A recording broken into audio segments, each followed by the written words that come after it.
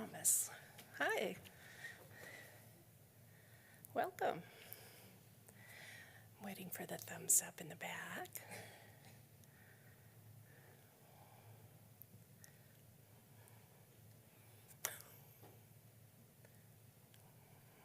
Okay, hi, welcome everybody. Thank you for joining us this evening. My name is Renee, and I welcome you to the library.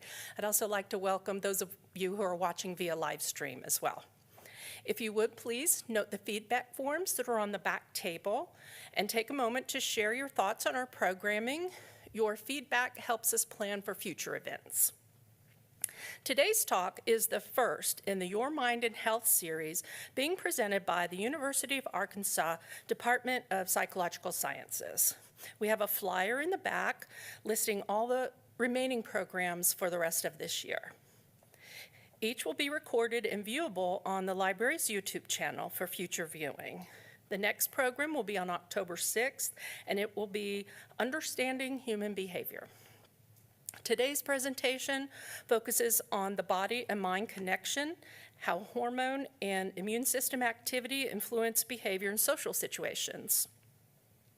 It's my pleasure to introduce our speaker, Dr. Anastasia Makanova. I put that K in there. She's a social psychologist who's been with the University of Arkansas since 2019. Thank you for being here, Dr. Mahanova. Take it away.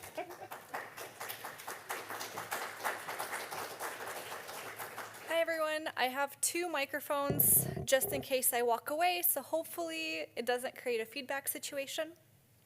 I'm really excited to be here today and share some of my work and some of my lab's work with you, connecting the body and the mind.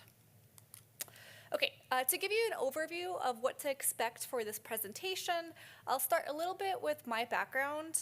I'll talk about my discipline, social psychology, what it is, and how the role of situations influences people's social behavior. I will then cover the first topic I have planned for today, which is the situational effects of illness and immune system activity. Here I'll provide an overview of the immune system and the parts of the immune system I'll be talking about, an overview of how changes in immune system functioning can affect behavior, and then some of my lab's work where we conducted a study that looked at 3 different social consequences of illness. Then I'll pause for questions, and this may be where we end, but if we have time, I have other data on women's hormonal processes that I would love to get to, if we have time. Okay, starting with my background. So first, I got my bachelor's in psychology at Hendrix College. So coming for this position at the University of Arkansas was not my first time in Arkansas.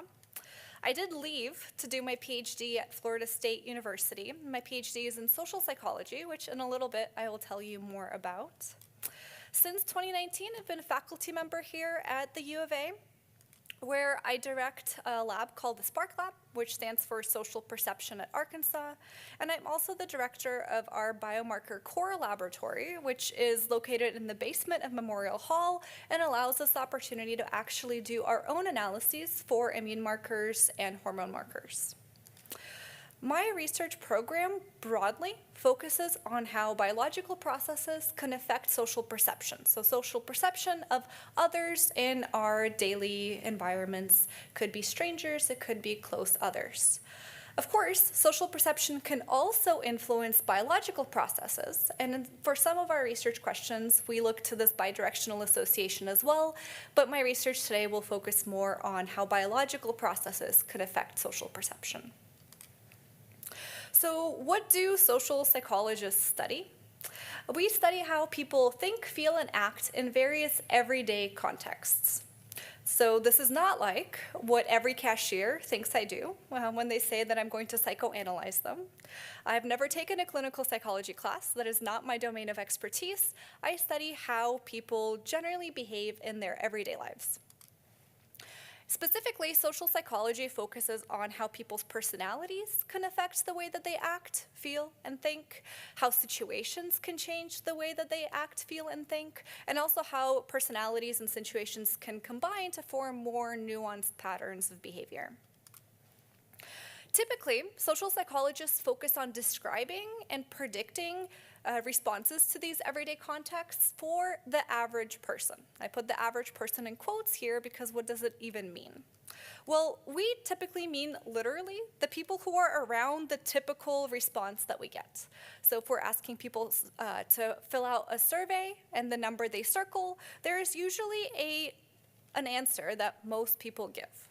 And when we talk about the average person, we're generally focusing on about 68% of people who are at this peak of the typical response. This doesn't mean that everyone has to act this way. And here you can actually see that there are always expected to be about 32% of deviations from this average. But we do see that there is this common response when we observe people's behavior or ask them questions. Now, I will say that sometimes there's a lot of interesting nuance in peeking at when people are going to shift or deviate from this average based on something about them as a person or a particular situation.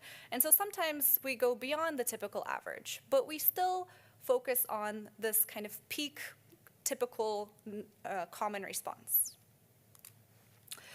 Situations can affect people's behavior regardless of their personalities. And we know this from experimental studies where researchers randomly put people in certain situations to see how the specific small element of that situation can nudge people to act differently in one direction or another, depending on the study. To give you some background on some situations that have been shown to influence people's behavior, again, regardless of their personality, things like heat. When it's hot out, it affects people's behavior. One of the common findings is that heat influences aggression and aggressive responding. Other situations might have to do with when people are stressed or under cognitive load, which means they have a lot on their mind, or they're in a time pressure situation, trying to get from one place to another, trying to make a decision quickly.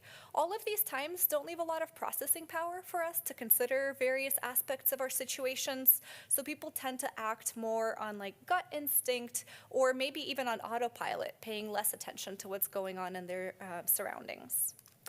People also can have similar processes, so being more on autopilot if they're feeling anxious or physiologically aroused, like if they're exercising or scared, that also tends to narrow people's attention to focus more on their internal processes.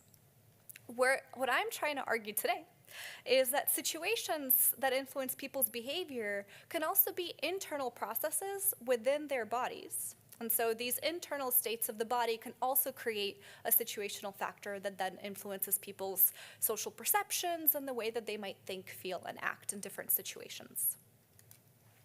And so this brings us to topic 1 of my presentation, which is focusing on situational effects of illness and immune system activity. So just to orient you to what I mean when I'm talking about illness, in this case, I mean acute illness, like if you're coming down with a flu or a cold, feeling under the weather, largely because your body has detected some sort of pathogen. So we're talking about acute instances of illness. Generally, your body's first response to detecting a pathogen is a response of the innate immune system. So we generally talk about the immune system as one system, but in reality, it is a complex interconnection of multiple different systems. The innate one comes online first if a pathogen is detected, and its response is indiscriminate, quick, and general. So often it's conceptualized as an increase in acute inflammation all throughout the body to try to clear the body of this pathogen threat. One common index of this acute inflammatory response or this activation of the innate immune system are increases in pro-inflammatory cytokines, which are small proteins that white blood cells use to communicate as they're mounting this inflammatory response.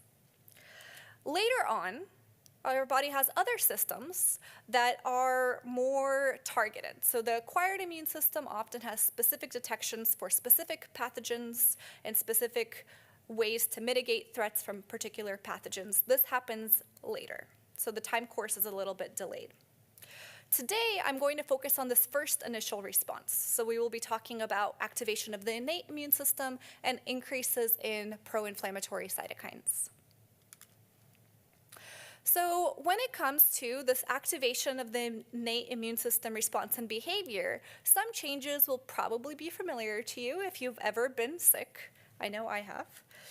So these are actually even called sickness behaviors. So they're states that we could think of when we're feeling under the weather or we're sick that are associated with having greater fatigue, not being able to concentrate, feeling lethargic, lack of energy, withdrawing, including social withdrawal from everyday activities. People report lower appetite, lower mood, including depressed mood. So these are the kinds of behaviors that we see occur when your body is building up this immune response to a pathogen.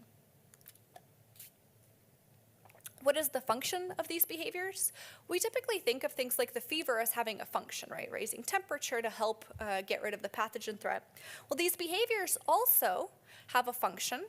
Researchers suggest that their main function is to encourage people to rest and recuperate. You're getting sick, you don't want to be expending additional energy because the immune system response requires a big energy contribution. And so if you stay in place, you're not moving around, you're not as active, the energy could be redistributed to the immune system response. Now, behaviors linked to this activation of the immune system also extend beyond just feeling sick. So, for example, some other psychological processes that are affected is a similar process as I mentioned for anxiety and stress, where people's attention turns inward. They start monitoring how they're feeling and internal processes. People generally are less able to regulate their own behavior, so self-regulation in various domains, people's ability to stick with or carry out plans is reduced. People also report and demonstrate reduced motivation. Sometimes people might find a reward enticing, but they're not willing to do the work to get that reward. And when it comes to rewards, people want rewards now. So studies testing this desire for immediate gratification tell people, would you like to have $30 right now or $60 next month? People who are experiencing this increase in inflammation want the money now. They want the resources in the moment. So these are some of the behavioral changes that we see extending beyond sickness behavior. There are also changes to people's social behavior, which is where the social psychology part of this comes in. And a lot of these changes tend to focus on the fact that when people are sick, not only are they resting and recuperating, but they're also potentially more vulnerable because they are resting and recuperating. So for example, one line of research in social psychology and immune system intersection focuses on the fact that when people are feeling like they're coming down with something, when their immune system is sending this cue, people are more vulnerable to threats because they're more resting and recuperating. So it might be functional to increase vigilance to potential threats. And so we do see, including in studies that put people into an fMRI scanner, that people's behavior and their brain activity is more sensitive to threats, particularly social threats. And people are also more sensitive to social threats behaviorally. So various tasks measuring people's avoidance of strangers shows that when people are experiencing this uptick in immune system activity in response to a pathogen detected within the body, people are more likely to avoid strangers. On the flip side, when you're more vulnerable and you're resting and recuperating, close others might be an important source of care and support. And so research also in this separate domain finds that when people are experiencing this uptick in immune system activity, people also report a greater desire to be around their support figures and close relationship partners. So their close friends, their family, their romantic partners. And just like in the first example, people behave in a more avoidant way to strangers, people behave in a more approach way towards their close others. So this is kind of where the field has gotten to so far, examining the interconnection between immune system activity and social behavior. That brings us to our study. So we had one big study that examined people's social psychological consequences of us turning on this acute inflammatory response. We used an experimental protocol that's called a vaccine challenge. It sounds perhaps fancier than it is. We gave some people the seasonal flu vaccine and other people a placebo, which was a saline injection. It wasn't going to induce an immune system response. And importantly, this was randomly assigned. So some people got one or the other by us virtually flipping a coin. Nothing about the participants determined which condition they would be a part of. And this is a safe way to simulate someone being sick or feeling under the weather for a research environment. So if we went around getting people actually sick, that might take them out of their lives, interfere with their goals, and it would cost a lot of money.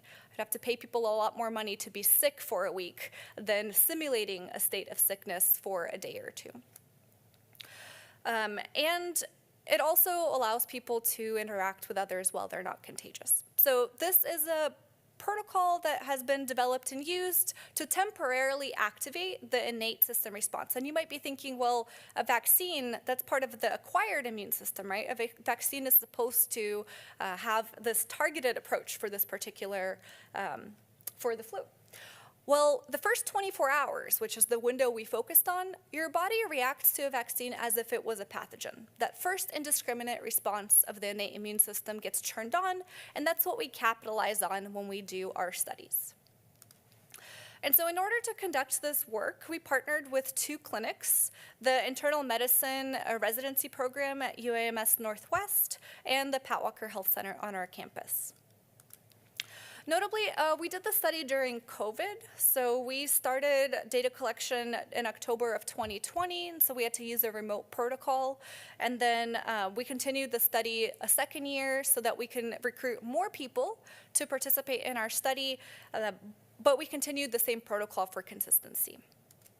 And so on the first day of the study, participants came to the clinic and they received either the vaccine or placebo, and they didn't know which they received until the end of the study. The research assistants who were helping us run the study also didn't know until the participant finished the study. Now, the nurse who administered it did know, but that's kind of 2 of the 3 people didn't know the condition. On the second day, that's when we had the remote protocol, a Zoom session that lasted approximately 90 minutes, where a research assistant walked our participants through instructions for a variety of different tasks. I will talk to you about results for 3 of those tasks today. And so participants were sent home with test tubes, and we asked them to provide a saliva sample before they got the vaccine or placebo, and then before they completed the measures on the second day. And we use these samples to quantify how much their levels of cytokines changed from day 1 to day 2. So overall, our participants were in their mid-20s. So not just a typical college sample. We recruited from the community all around Fayetteville, anyone we can get. On average, most of the participants were female, most participants were white. The political orientation leaned a little bit liberal, but we got a full range. So first, this was an approach that researchers have used before, but an important check is to see, did we successfully activate people's immune response? So did people who received the placebo differ from the people who got the influenza vaccine? And so in general, the participants who were randomly assigned to get the vaccine had a greater increase in cytokine levels compared to those who were randomly placed in the placebo condition. But I will note there is a lot of variability. So when I show you the graph, each of these pairs of dots with a line corresponds to someone's change in their cytokines during the study. And you could see there's a lot of variability. But overall, the orange dots for the participants who were in the vaccine condition demonstrated an increase. And here's my reminder, we talk about the average, right? The 68% who had a small increase. That's what the research protocol was aiming for. Participants in the placebo condition or other participants, what could have been influencing their cytokines? Well, cytokines fluctuate in response to a lot of day-to-day situations and activities. First, these people could have encountered a pathogen all on their own, independent of what we were doing in the study, as they were walking around in their daily lives. But also stress is another factor that can influence cytokines, so some participants could have been more or less stressed. Either way, we have two meaningful pieces of distinction between participants in our study. First, which condition were they in? Did they receive the vaccine or the placebo? And second, what was their immune system doing? And so you'll hear about both of these pieces as I dive into the results. So the first outcome I would like to tell you about is people's vigilance to pathogen threats. So this stems from this idea of when people are vulnerable and their immune system is signaling that a pathogen has been detected, people might also increase their worries about pathogens. As I mentioned, these cues are an internal this change in immune system function is an internal cue that a pathogen is actually near. And if we're vigilant to and avoidant of potential additional pathogens, it would be potentially beneficial to bolster people's defenses in the face of this current environmental threat. And so we tried to see whether people who are experiencing this increase in immune system activity would find other people as more contagious, as an indicator of this increased vigilance. So to do this, we created a kind of elaborate cover story where we showed participants photos of other people, and we told them that some of these people were actually sick at the time when the picture were taken. We don't know, we lied, right? This was a cover story. We wanted to see in a non-reactive way if people were perceiving neutral faces as more contagious. But we told them that some of these people were sick, and we asked them to guess if you saw an image, how likely is it that this person was sick at the time that their photograph was taken? And participants, for every face they saw, indicated their response on a scale of 1, not at all likely, to 7, very likely. Overall, participants saw 32 faces that were from a standardized pre-existing database of research faces, and they varied in gender and race and ethnicity. We found support for our hypothesis that participants who experienced greater cytokine change after getting the vaccine also perceived more contagion on these neutral faces. And this was regardless of target race and ethnicity. So just to show you how regardless it was, on this graph, you will see different categories. So if you look at just the left pane, we see categories of target race and ethnicity. And the higher the bar, the greater perception that these faces were contagious across the 1 to 7 ratings for all of the targets in that group.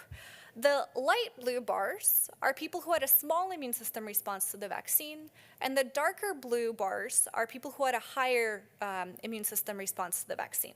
As you could see, across every category, people were rating the faces as more contagious if their immune system was having a stronger response. Now, participants themselves were of different racial and ethnic background, so we recalculated this to focus on the fact that someone could have been in your same race or ethnicity versus a different race or ethnicity, and that's what you will see here on the right side. And here also there was no difference, whether people were rating people of their same race or an ethnicity or a different race and ethnicity. People were in general indicating that these faces were more likely to be sick if their own immune system was revving up, as indicated by these increases in cytokines. Okay, outcome number 2, we're pivoting. So in this case, we thought of a different social outcome that's consistent with what previous researchers have found, specifically that when people are experiencing illness or an increase in their immune system activity, people might demonstrate a greater kind of negativity bias or more negative perceptions towards people who are different than them. And so part of this is due to the past research showing that immune system responses tend to reduce self-regulation and motivation. And a lot of times when people are interacting with someone who is different from them, they might have an initial negative response because they're unfamiliar with the person, they're not quite sure how to act. And usually we need self-regulation and motivation to downregulate that response. And so if motivation and self-regulation are impacted, we might see greater social bias. So in order to test this, one of the things we did was we showed people a pair of resumes. So everyone saw two 2 packets that consist of a resume, as well as audio recordings of some kind of practice interview questions. And participants thought that these were real portfolios of people who were hoping to get feedback for job applications. We use something that social psychologists have done in the past, which is manipulate the ethnicity of the applicant via name and accent. So the name on top of their resume was switched out, and the practice recordings were the same, but read by someone whose first language was not English, for Gabriella.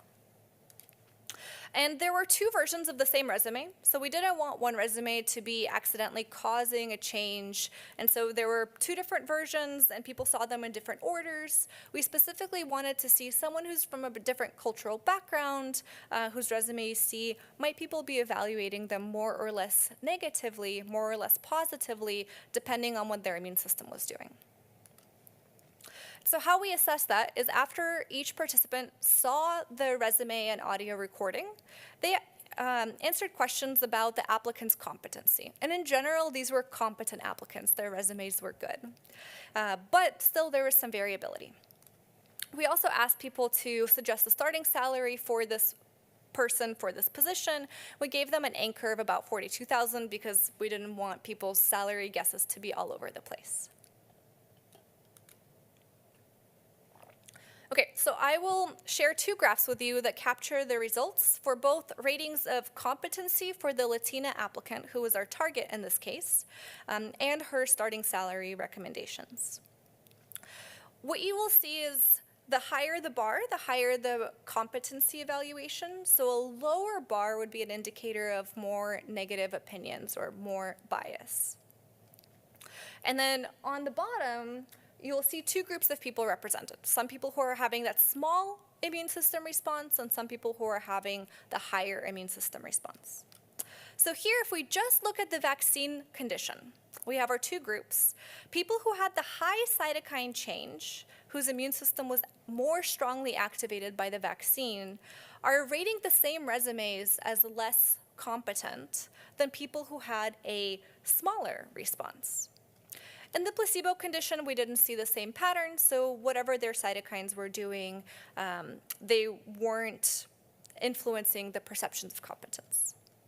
So now we'll look at the salary on the right side, and again, we see the same pattern for the participants in the vaccine condition. The people who were having the stronger response were recommending a lower starting salary. And then in the placebo condition, again, cytokines weren't having the same effect. And here you could see only 1 bar really suggested a salary that was below our anchor point of $42,000. There was no effect of either condition or cytokines for the evaluations of the white woman applicant. She was evaluated fairly consistently, regardless of what was happening internally with these participants. And she actually was, most cases, evaluated just slightly negative, more negative overall. We also had a second measure of this tendency to maybe prefer people who are similar to you, looking at people's preference for their own culture. So a fancier word for this is ethnocentrism, which you'll see here is higher values represent a more ethnocentric view. We used an existing scale that asked people on a 7-point scale to say whether they agree with statements like, most other cultures are backward compared to my culture. And here again, you'll see bars showing people who are lower in their cytokine response to the vaccine or higher. Interestingly, here we also had a measure of motivation, specifically a measure of people's internal motivation to treat others in a non-biased way. So people answered questions like this: so I attempt to act in non-prejudiced ways towards other groups of people because it is personally important to me. I will show you the bars on this graph in a slightly different way, because I think it shows the findings of the study a little bit clearer. So if we look at just at people who are not having an immune system response, we see a difference based on people's internal motivations. The people who are internally motivated are saying that they don't endorse these statements versus people who sorry, I might have flipped that. So the people who have low internal motivation are more likely to agree with these statements. The people who are highly motivated to treat others in a non-prejudiced way are not saying that they agree with these statements. So they have lower ethnocentrism. However, this difference gets wiped out among people who are high in their immune system response after receiving the vaccine. So again, suggesting that perhaps wiping out people's motivation is one of the reasons that we're seeing the differences. Our third outcome, that says 2, that should be 3. Our third outcome is switching gears and thinking about how people act in their close relationships. And so illness and immune system activity might affect how you act with strangers, but they also are situational factors that can affect how you act in your close day-to-day interactions. And so here we wanted to focus on whether people might have a less negative response if their partner does something hurtful. So even though our close others are a source of care and support, sometimes they do things that intentionally or unintentionally are unpleasant. So people might transgress in their relationship.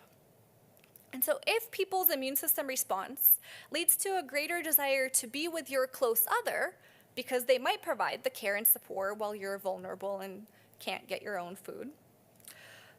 If those people are acting in hurtful ways, people might have a conflict of motivations. I want to be close to my partner just did something that upsets me. So how might this situation affect the way that people respond to these hurtful actions?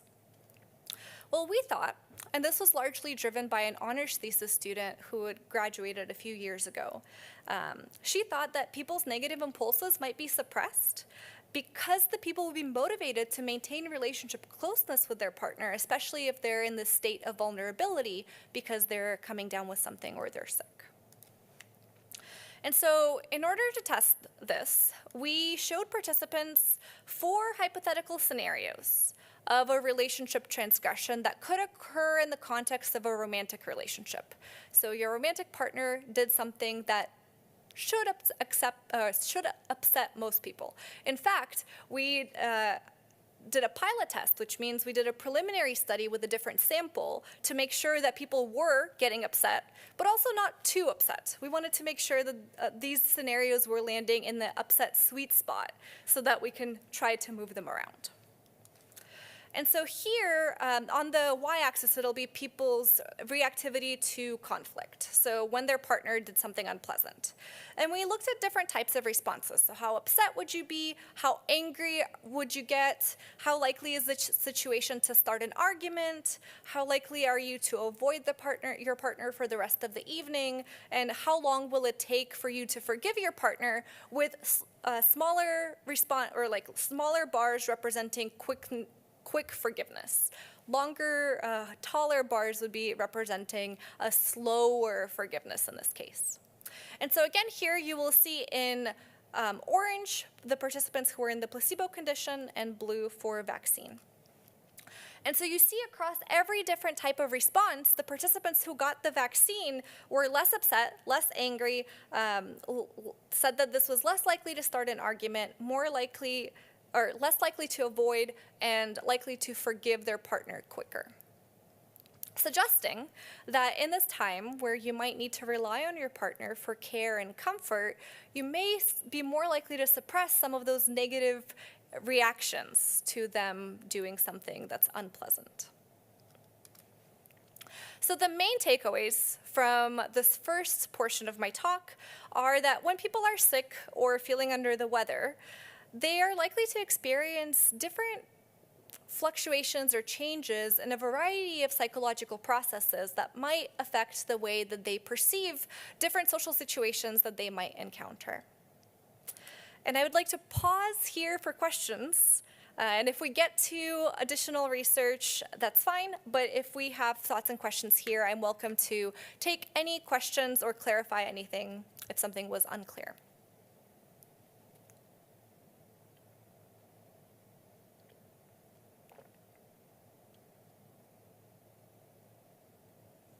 This will also give me a chance to have some water. Yeah. When the participants were getting the flu shot, check to see if they have COVID, like at any point during the study? That's a great question. So we had to screen out people who were having any illness in the moment because that's contraindicated for getting the vaccine. So we know that no one was sick at the same time, or at least not knowingly sick at the same time. We did ask people, we might have asked people if they've ever had COVID. Probably the second year of the study, it would have been more common. We did ask people what they thought they got.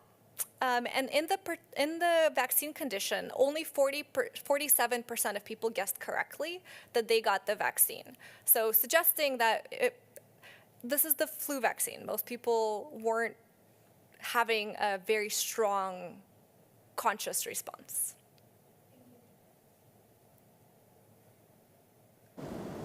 So you mentioned that most of this data was collected around the time of the pandemic, especially the first part. How have you thought about the influence that may have on some of these results? Because I imagine that people experienced some changes in how they viewed pathogens and illness. That's a great question. So during the pandemic, people were reporting more elevated concerns about getting sick than before and after. And we definitely think that that could have affected the way that they respond to these situations. Maybe there's some sort of combination where we're finding these effects particularly because people are worried about threats and their immune system is telling them about a threat. And we might see different things in a time when people are less concerned. Stay tuned. So I know you acknowledged in that day period between getting the shot or placebo and returning the samples that it might be elevated stress levels. Did you do any assessments of either actual events or perceived stress on that day? We have a not great measure. We had kind of an open text box where people could say if they were experiencing an event that was stressful, but we didn't really include anything that would give us a way to really systematically compare people if they were getting stressed or not. And that is an additional consideration because especially during that first wave, going to the clinic and leaving their house might have been a stressor for these participants. And so it would be important to, in future research, account for some of those variations, but still, at least for some of the findings, people weren't able to say what condition they were in and their immune system was having small effects on the way that they were perceiving our measures. But definitely many different potential alternative explanations and future questions. It only took us 2 years to do the work and then 2 years to wrap our head around what we found, so it's a slow process.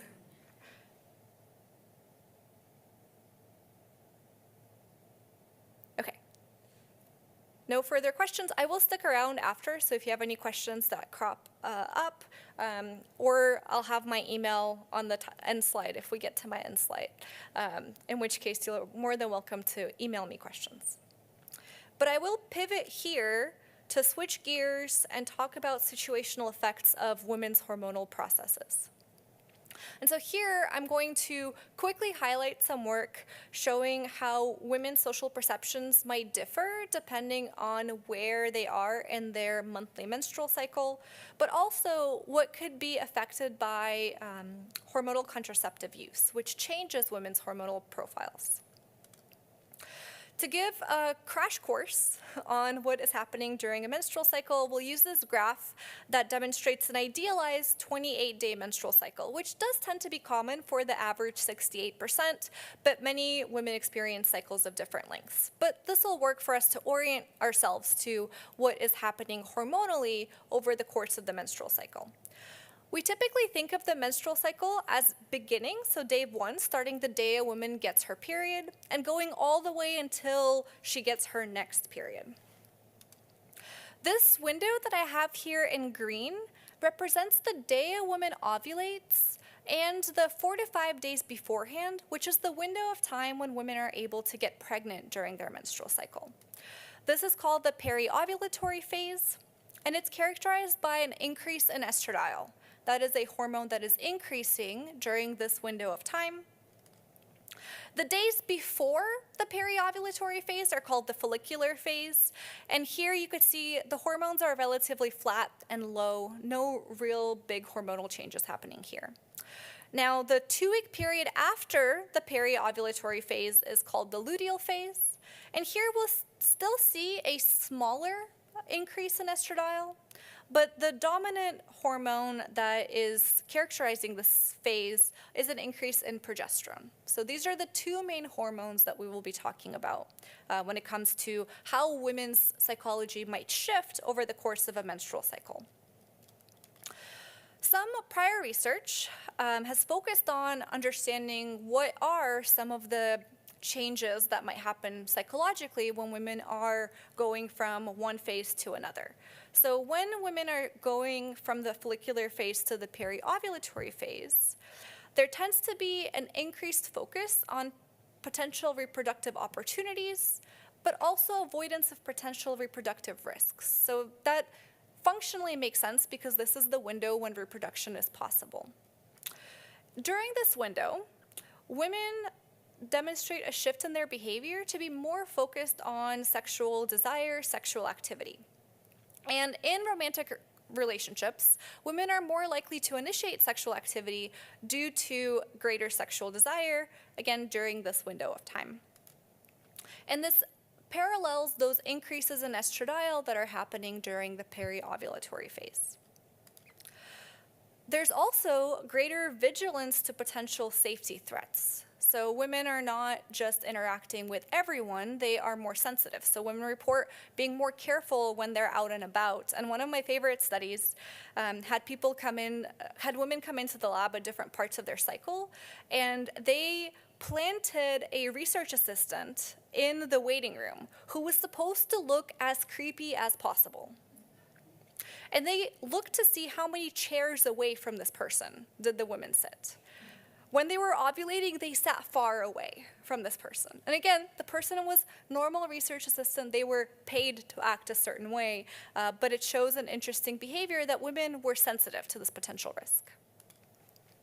In general, outside of any mating-related domains, women also report greater self-efficacy, so believing in themselves, focusing more on their own goals, increasing some assertive behaviors, tends to be a little bit more focused on women pursuing their own goals during this window.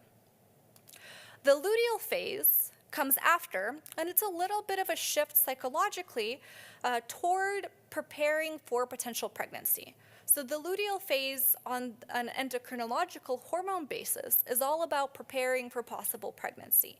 And we see a similar shift psychologically, preparing for possible pregnancy and associated risks. So some practical help for things like resource acquisition.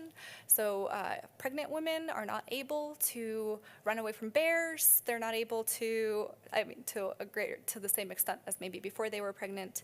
They are maybe having a harder time gathering resources, and labor and giving birth is dangerous. And so practical social help might have been especially good to have at this time.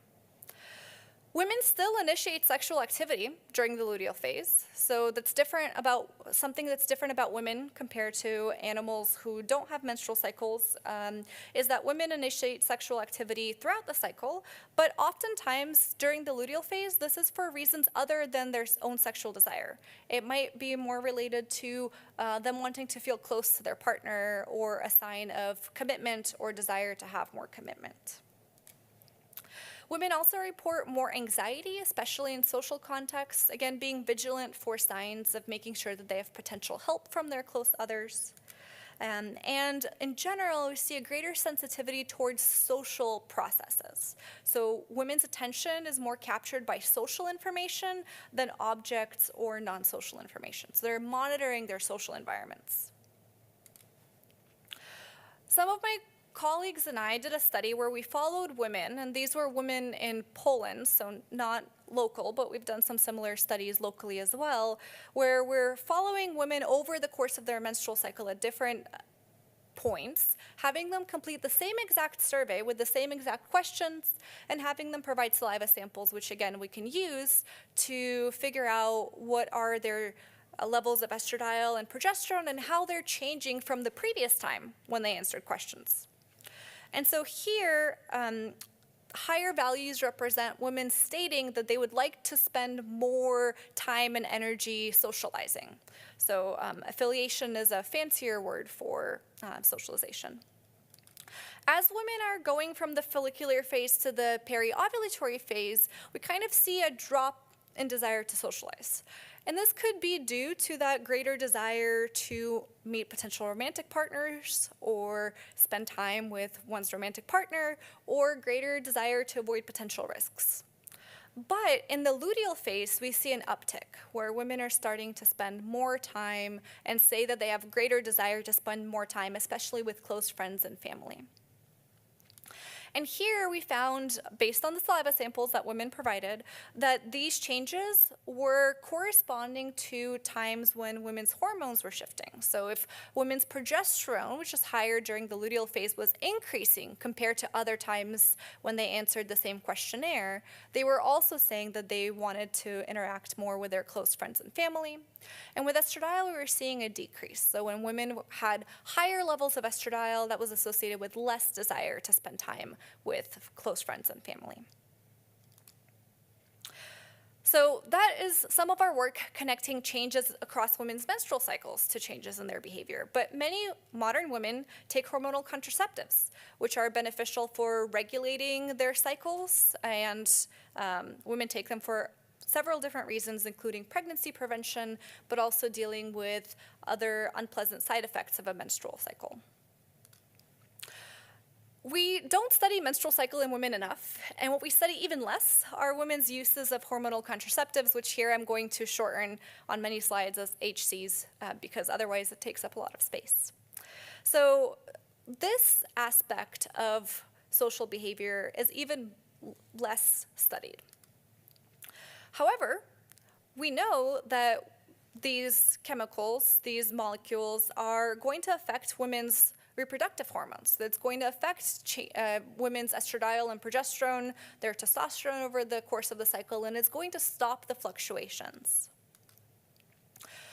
Hormonal contraceptives all contain a synthetic progestin. So that's the word for a synthetic progesterone. As hopefully, if I get to it, I will go on a little bit of a PSA that progestins are actually derived from testosterone, not progesterone, but we still call them progestins.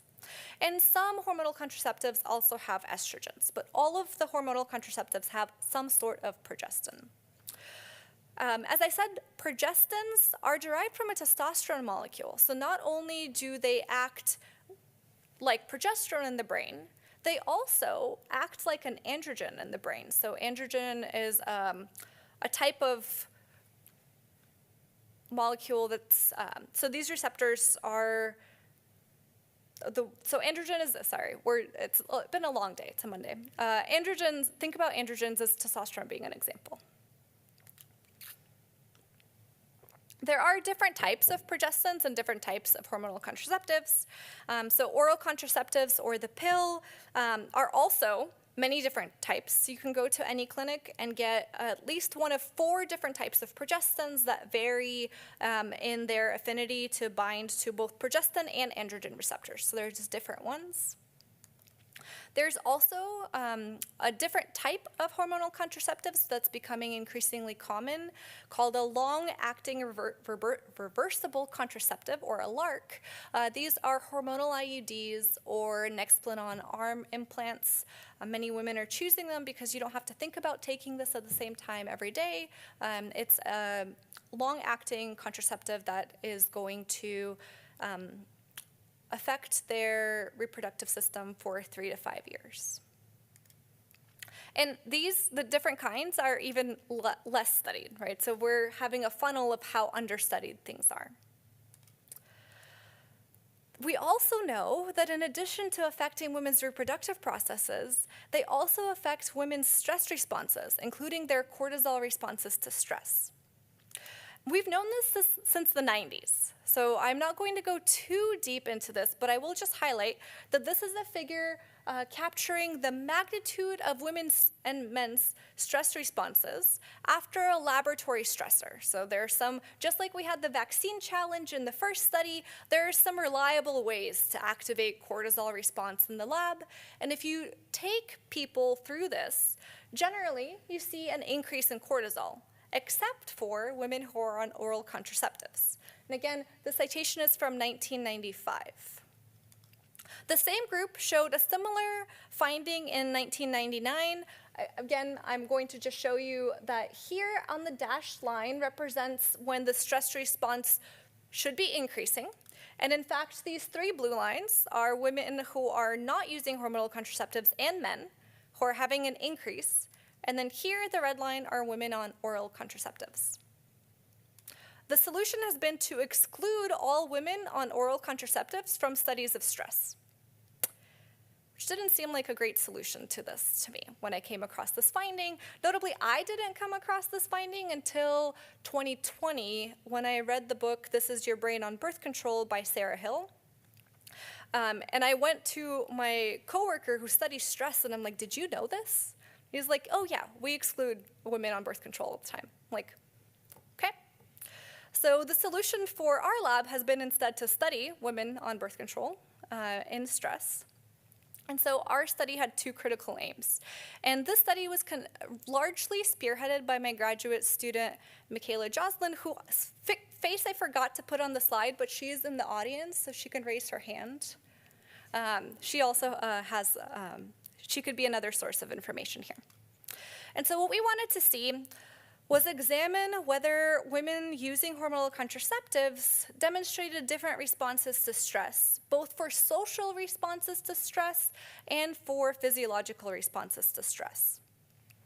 And we also wanted to understand how different types of hormonal contraceptives could be affecting women's responses, again, both socially and when it comes to physiological cortisol responses. One of the reasons it's important to differentiate oral contraceptives versus IUDs is because the difference between them is understudied. But if women go to the clinic and they get a pamphlet for one of the hormonal IUDs, this is a screenshot of the pamphlet from Mirena, there's this bubble around the uterus. And doctors often tell women that this is a local hormone, and there's nothing in the pamphlet that it affects women's social behavior or their brain. So even though women on oral contraceptives might have pamphlets that say that this could affect their mood, women who are receiving hormonal IUDs do not get that information in their pamphlets. There is a magical bubble that it actually says it releases hormones locally in the uterus and only small amounts enter the bloodstream. It's important to understand how IUDs might actually affect women. And it's especially important because some research suggests that IUDs do affect women and affect their mood. So again, here, it's not as important to understand the main idea, or rather all of the intricacies of the graph, but just to illustrate, the higher the points on the graph, the greater risk compared to women who are not using hormonal contraceptives for receiving an antidepressant or diagnosis of depression. So this is oral contraceptives, and remember, women who are using oral contraceptives do get this on their pamphlet, that mood effects could be a side effect. This over here is the hormonal IUD. And it's especially a greater risk for depression for women who get an IUD in the 15 to 19 age range and in the 20 to 24 age range. So these are the values here. And this is not a small sample. This is over 1 million of women in Denmark whose medical records were assessed. And there are also similar studies for women's suicidal ideation. So there's some research suggesting that IUDs affect women's processes. Only one study, to our knowledge, has tried to examine how IUDs affect women's responses to a stressor. And so here again, we see in the black lines women who are not using hormonal contraceptive. This blue line that we're familiar with is oral contraceptives who are not showing that stress response. And then women who are using hormonal IUDs were having a dysregulation in the opposite direction, albeit with only 15 participants in this study. Now you might be thinking like, okay, but if you are not having a cortisol response, can't that be good? Doesn't that mean that you're well adjusted and you're not stressed out? Well, the thing is, most people, that 68%, are having the response. And the cortisol response is important for helping people deal with the stressor. And so these women are showing a different hormonal profile, which again is leading them to be excluded from studies studying stress. And so in our study, we had more women. We had over 50 women for each group. We had oral contraceptive users, hormonal IUD users, and women who were not using hormonal contraceptives. Participants first came into the lab and we let them acclimate, and if they had a stressful commute, come down from their stressful commute. And then we had a surprise stress test, actually the same one that was used in those studies in the 90s. So this task involves telling people that they have to prepare a speech. Surprise. You have 5 minutes and then you'll give a speech to a solemn-looking panel of judges. And then if that wasn't stressful for you, then there's a surprise math test where you just have to count backwards from 1022 by 13. And every time you mess up, the solemn judges tell you to start over. Suffice to say, this is stressful and reliably tends to produce cortisol responses and has been since the 90s. And so we looked at saliva samples for cortisol responses, and we also had 2 measures of social responses to stress. People saw neutral faces again, but here our cover story was that people were experiencing an emotion. So can you guess what emotion they could have been experiencing? Again, a way for us to think of like how people might be projecting how they're feeling onto these neutral faces without telling people what we're studying. And then our second measure was how much they would want to get to know another woman who was supposedly participating in the study. They got to have 10 cards to choose from before going down the hall and interacting with a woman. So which cards for questions to talk about would they select? So just to quickly go through the responses, here for cortisol, again, the women not using hormonal contraceptives are having this increase in cortisol in response to the stressful task. But for both women using oral contraceptives and hormonal IUDs, we see a blunted cortisol response. So there is no peak happening after the stressor. And here we're not replicating that past study with 15 women, so we tripled the sample size and we're getting a different story. Now, when it comes to the social responses, we're actually seeing a difference between women who are taking oral contraceptives or have an IUD. Here, this bar represents people perceiving the faces to be experiencing rejection, which women might be projecting after the stressful experience with the judges. And we see that only women who are using oral contraceptives are projecting and perceiving more rejection on the neutral faces. We found a parallel response for projecting feelings of stress. So although the cortisol response was similar between 2 groups of hormonal contraceptive users, the women using oral contraceptives were the only ones having this greater potential feeling of rejection and stress. Now, the second task was where they had to pick the cards of interacting with a woman, and only women using oral contraceptives, again, decided to draw the cards to take with them that were representing more shallow conversation topics. So think about, like, how do you like the weather versus a more deeper topic. And this is compared to the women who were not using hormonal contraceptives and the women who had an IUD. Okay, for the sake of time, I did not have time to talk about androgenicity, but hopefully I have convinced you that there is something there in the link between people's biological processes and their social perception. And I'm happy to take questions here now via the Q&A if you want to come chat with me in the next few minutes or if you want to send me an email. Thank you.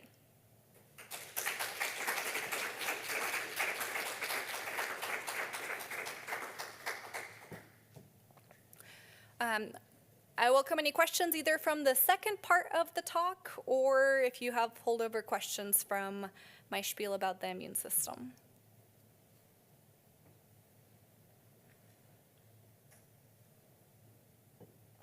It's like a very, very small minor thing, but from the first study, how did y'all manipulate the different relationship conflict situations? That's a great question. We actually, some of our participants were in relationships versus other people weren't. So we had everyone think about a hypothetical scenario. And we wrote something like your partner blows you off for work or is inconsiderate when you're out. So we wrote 8 or 10 different options. And then we had a different sample rate how upset they would be. And we selected the 4 that were in the middle, so that if there was change, we'd be more likely to see it. If no one was reacting to it, that wasn't going to be good to select. And if everyone was not ever going to forgive their partner, that would also not be good. So we wrote some example scenarios that weren't related to people's actual relationships, but asked everyone kind of a standardized situation. It would be very interesting to track this over time in people's actual relationships, but we had to focus on things that we can get people to do on our computer screen at the time.